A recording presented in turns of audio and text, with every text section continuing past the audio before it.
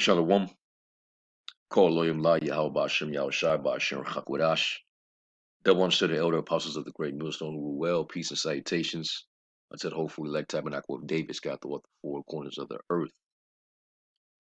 And just to quote Hebrews, the 10th chapter, it tells us to let us consider one another to provoke unto love and to good works, not forsaking the assembling of ourselves together as the manner of some is, but exhorting one another, and so much the more as you see the day approaching. And we know that we're coming into perilous times. We're heading for Jacob's trouble. It's talks of war. The threat, rumors of a nuclear war. Many things are happening in the spirit, but as these things are happening, we still got to take a closer look into the body, the church, the brotherhood, and also you sisters as well. You're part of the church as well. All right, there's sisters that are of the elect, and being that the spirit is on brothers to talk about certain things amongst the brotherhood, amongst the body, because we definitely don't have the time to be stuck in that carnal spirit of grudging towards one another, um being selfish, not having care, not bearing each other's burden. That's one of the things that's required of you is to bear the burden of the next brother, or and sisters as well. You know what I mean? It tells you that in Galatians. Let me see if I can get it. I believe it's in Galatians 6, where to bear each other's burden. Galatians 6:2. Bear ye one another's burdens, and so fulfill the law of Mashiach.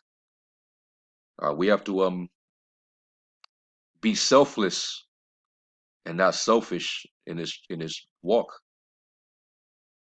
When you look at Yahawashi, he was definitely selfless. You could tell that he preferred and esteemed those that followed him. All right. Even when he had compassion upon the sick, those that had infirmities, the prophecy said that he was esteemed and stricken with grief, and he bore our infirmities. So at one point, Yahawashi, he lived vicariously through those that followed him. So Yahawashi definitely cared, man, and that's how we ought to be. We have to care for one another. So I looked up this word vicariously, and I remember it might have been a couple years back, maybe a year and a half ago, where this same topic was brought out. I believe it might have been Elder Manakazakba, one of the elder brothers, and also myself. We brought this out before. Because it's very vital to the brotherhood, man. This is one of the key components that shows that there's definitely care among us, because we're supposed to care for one another. We're supposed to have care for the church. So you care by living vicariously through other brothers, and dealing with situations that brothers deal with, because all brothers are catching a form of hell. Even though that cross that brother is carrying is unique to himself, we all have different challenges. We all have different um afflictions, but we still supposed to have care for each other. All right. So what does it mean to live vicariously? It says in a way, and is the definition, in a way that is experienced in the imagination through the actions of another person. All right. And I just want to get a couple precepts that stresses this point of living vicariously through other brothers, brothers that are going through it. You want to be mindful of the things that they're going through, and you want to feel compassion. You want to send up prayers for brothers, The brothers are in a financial bind. If you got it, you show the compassion in that regard, and that's what we do. You see? So real quick, let's go to Hebrews 13.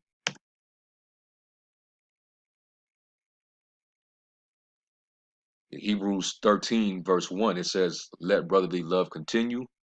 Be not forgetful to entertain strangers, for thereby some have entertained angels unawares."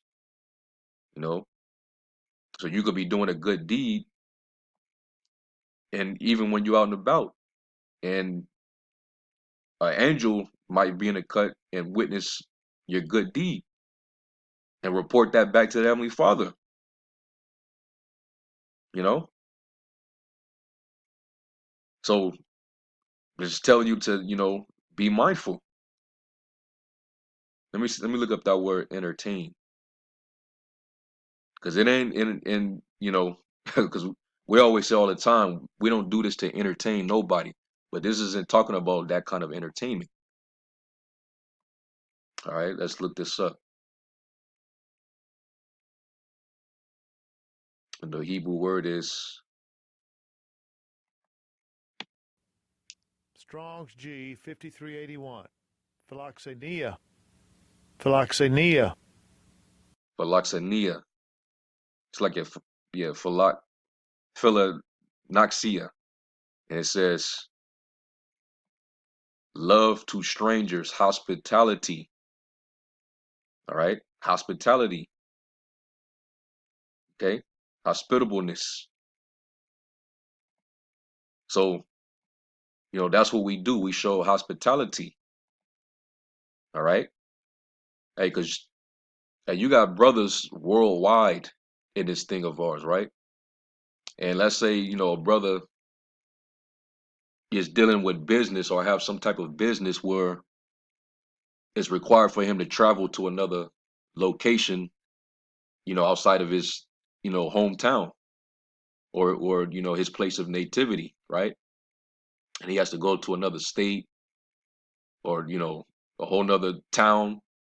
Well, guess what? If there's brothers in that town, even though you never met, you never known each other that way, you never grew up with each other, but all you just know is that this is a brother that's in the faith. He believes just like I believe. So guess what? You being the brothers that lives in that particular city or town, when he comes to town, guess what? You treat him as a brother, as if you knew him, you known him all your life. You roll the carpet out for him, man. You take care of that brother. If that brother is in need, you know, hey, the scriptures say, lose thy money for thy brother. I believe that's in Sirach 29. Make sure he's lodged up, make sure he's good. Hold the brother down, man. And y'all never met this brother a day in your life, but you might have seen him in the videos. So this brother is fighting the same cause. The Lord loved that brother just like he loves you. So it's commanded you to show that hospitality, entertain the brother, accommodate the brother. See? It says, remember them that are in bonds as bound with them. And that's an example of living vicariously. Remember them that are in bounds as bound with them, and them which suffer adversity as being yourselves also in the body. Let me see what that's saying in NLT.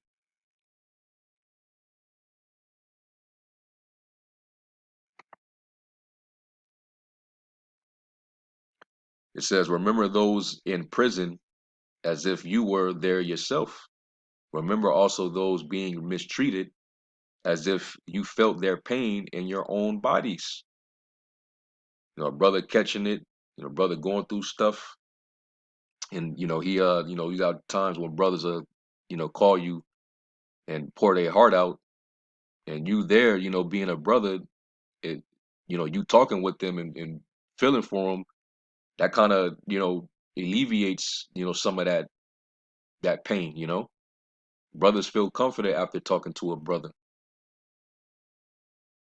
Because hey, we're definitely imprisoned in this society, man. We're trapped in this we got to live under this devil's rules and regulations, man. We got to deal with the same judicial system. We got to still deal with this, the same oppression, being under the curse.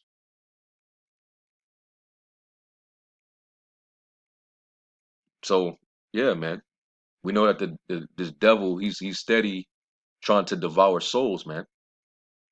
That's why even Peter, when he made reference to the devil, walking to about seeking whom he may devour, he pretty much said, resist steadfastly, knowing the same afflictions are accomplished in your brethren that are in the world. So brothers are afflicted, and brothers go through various different things, man. Brothers dealing with issues, trouble in the flesh, meaning that brothers got wives that got demons on them, and they not seeming to get along. So a brother need to get away at times. Well, hey, let that brother come through, man. Y'all, give him a drink or something. You go and break bread, do a lesson or something. So, this is just an example here. All right. So let's go from there,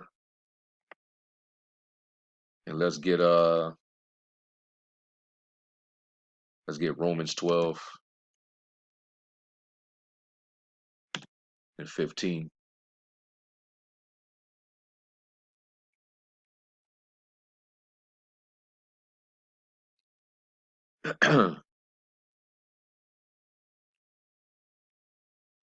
Actually, I'm gonna start at verse 10 and I'm gonna read down to 16.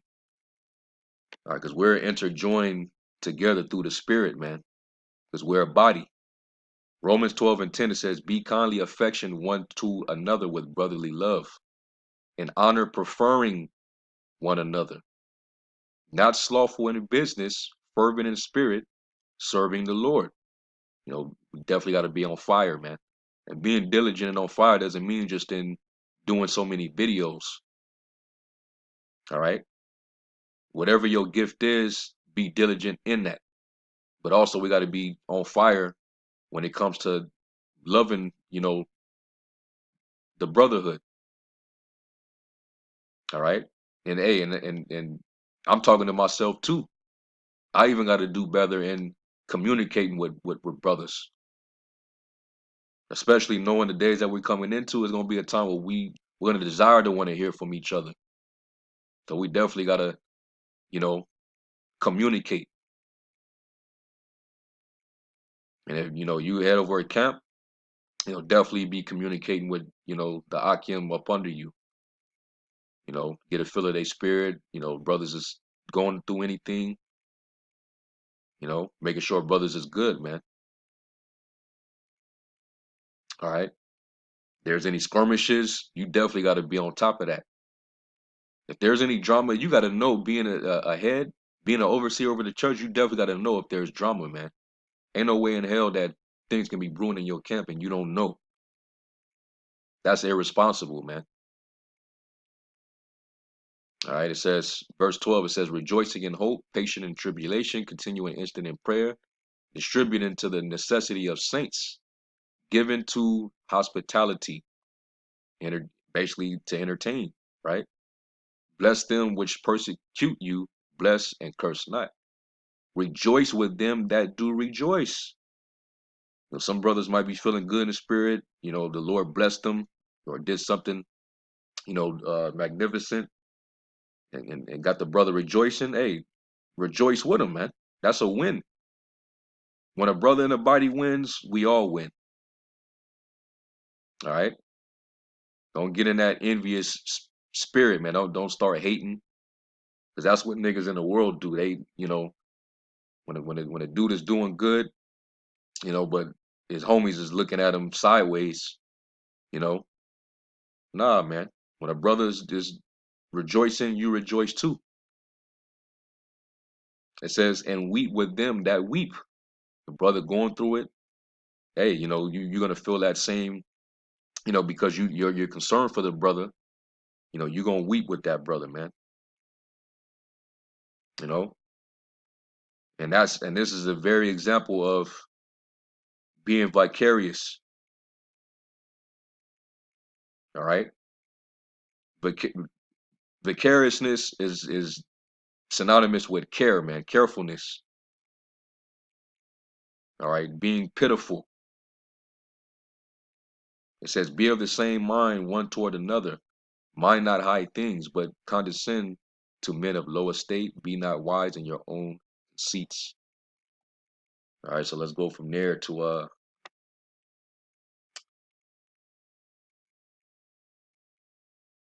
let me see, no, Second Corinthians 11.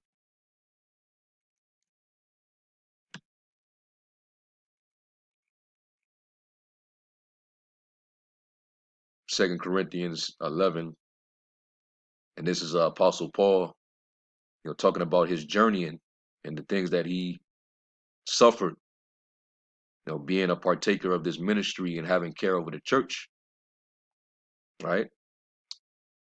Showing you that he definitely cared, man. You going through all these different adversities just because you care for the church and you care that, you know, the men that you care for are being built up and seeing your example. You see, Second Corinthians 11, and I'm gonna start at verse 21. The point is that verse let me see, yeah, verse 28, 28, 29. Yep. So I'm gonna get to that. So I'm gonna start at verse 21. It says, "I speak as concerning reproach, as though we had been weak, howbeit, whereinsoever any is bold, I speak foolishly, I am bold also. Are they Hebrews? So am I. Are they Israelites? So am I. Are they the seed of Abraham? So am I. Are they ministers of a Mashiach? I speak as a fool, I am more, and labors more abundant, and stripes above measure," right? "In prisons more frequent, and deaths often. Of the Jews 5 times received I 40 stripes, save one." You know, brothers getting buffeted for this truth, man. It says, "Thrice was I beaten with rods. Once I was stoned. Thrice I suffered shipwreck." You know, brothers be having car troubles like hell. My journey, man. I done been without a car, like months dealing with car trouble, and then having to come up with the means to have it fixed. You know, brothers always go through that, man. But guess what? We still manage and we still, you know, help one another, man. I done been helped out, you know, brothers in the camp, and we help each other out. All right. I'm pretty sure brothers relate all around the planet, man. All right. It says, "A night and a day have been in the deep, and journeyings often, and perils of waters, and perils of robbers, and perils of my own countrymen, and perils by the heathen, and perils in the city, and perils in the wilderness, and perils in the sea, and perils among false brethren." We all can relate to that too. "And weariness and painfulness, and watchings often, and hunger and thirst, fastings often, and cold and nakedness, beside those things that are without, that which cometh upon me daily, the care of all the churches." So even though these things are coming upon me, my mind is still towards making sure the brotherhood and those in the church are cared for. This is Apostle Paul not, you know, putting his own interests before everybody else, even though he's catching all these things, man. That's selflessness. All right. It says, "Who is weak? And I am not weak." Right? Brothers, you know, you got brothers that are weaker in the faith. You know, sometimes, you know, you can understand where, you know, when brothers get weak. You know, that's not a moment for you to boast yourself of your faith because your faith happens to be stronger. No, that's your moment in a spirit to restore them and build them up. So you can weaken yourself just to help build the next brother. It says, who is offended and I burn not? You know, brother might be angry about something and it might get you riled up, right? If I must needs glory, I will glory of the things which concern mine infirmities. All right. So, you know, more examples. Okay. We got to be tied in with one another, man.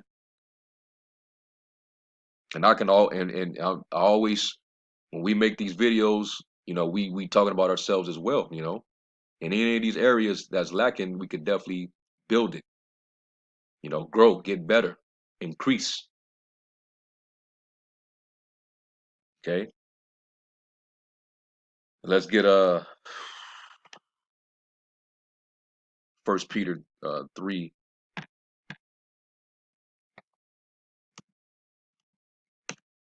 First Peter 3 real quick. And this might be the last precept.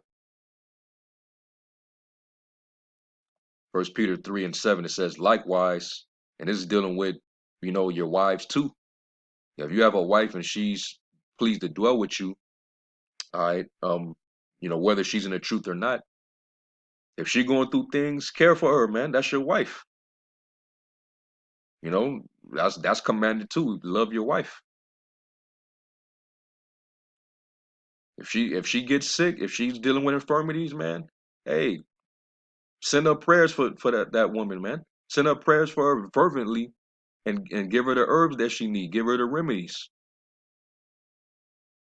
And if brothers got wives, you know what I'm saying, that's catching it, hey man, it's definitely not an issue. It's not a problem at all. You know, if you ask for, you know, brothers to send up prayers for your household, you know, because we all members of one another, man. You know, and you got believing sisters out there, sisters catching hell, man. Hey, it wouldn't be a burden to, you know, let us know, and if you need our prayers, hey, we send up prayers, man. We know that we have believing sisters as well. We're not just about ourselves, man. It says, likewise, you husbands, dwell with them according to knowledge, giving honor unto the wife as unto the weaker vessel, and as being heirs together of the grace of life, that your prayers be not hindered. Finally, be ye all of one mind, having compassion one of another, love as brethren, be pitiful and courteous, not rendering evil for evil, or railing for railing, but contrariwise blessing, knowing that ye are thereunto called, that you should inherit a blessing. And let me get one more scripture. This is Philippians 2. I'm gonna start at verse 1. And it says, if there be any, it's like if there be therefore any consolation in Yahawashi and Mashiach, if any comfort of love, if any fellowship of the Spirit, if any bowels and mercies, fulfill ye my joy, that you be like-minded, having the same love, being of one accord, of one mind. All right? This is what glues us together, man. Let nothing be done through strife and vainglory, but in lowliness of mind, let each esteem others better than themselves. All right? Value another brother over yourself, because that's the fulfilling of the law, man. Love your neighbor as thou love thyself, man. That's one of the greatest commandments. It says, look not every man on his own things, but every man also on the things of others. All right. And I want to get this also in the NLT and the NIV. It says, don't look out only for your own interests, but take an interest in others too. All right. Especially if, you know, you have care over a church, you know, don't always put yourself first, man.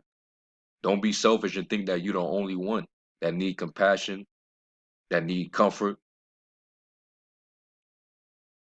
Brothers are all catching it, man. All right. NIV, not looking to your own interests, but each of you to the interests of the others. All right. So that there it is, man.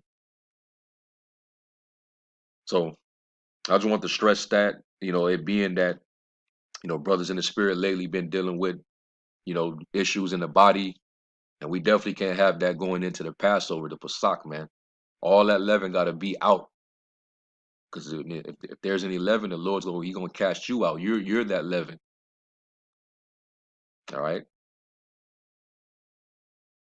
So just be mindful, and Lord willing, you know, we endure to the end, and let brotherhood, let brotherly love continue. Okay. So anyway, I hope this was edifying, and give all praise, glory, and honor to Yahweh Shai. Until the next lesson, Shalom.